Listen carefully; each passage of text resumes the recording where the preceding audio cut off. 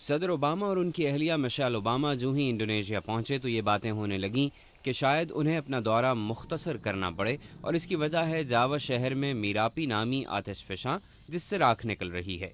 یہ آتش فشاں جکارتا سے 500 کلومیٹر دور ہے۔ صدر اوباما نے زلزلے اور حالیہ سونامی سے ہونے والی سینکڑوں ہلاکتوں پر افسوس کا اظہار کیا۔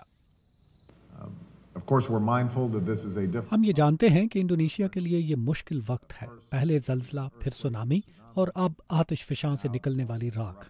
ہماری دعائیں ان کے ساتھ ہیں جن کے پیارے ان سے بچھڑ گئے اور ان کے گھر تباہ ہوئے۔ پہنچنے کے فوراً بعد انڈونیشیا کے صدر سوسیلو بیمبینگ یودویونو نے صدارتی محل میں صدر اوباما کا استقبال کیا۔ اوباما جو بچپن میں انڈونیشیا میں رہے، انہیں یہاں کے باسی کی حیثیت سے دیکھا جاتا ہے۔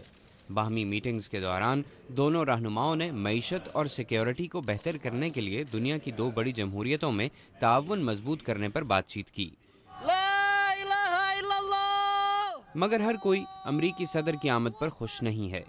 انڈونیشیا کی ایک مسلمان جماعت حزب الطاہر نے جکارتا میں مظاہرہ کیا۔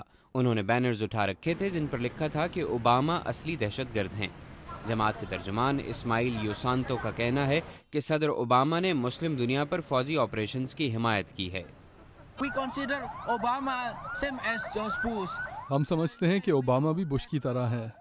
ہاں، ہم جانتے ہیں کہ عراق اور افغانستان پر حملے کا فیصلہ بش نے کیا تھا، مگر اوباما نے بش کی پالیسی کو جاری رکھا۔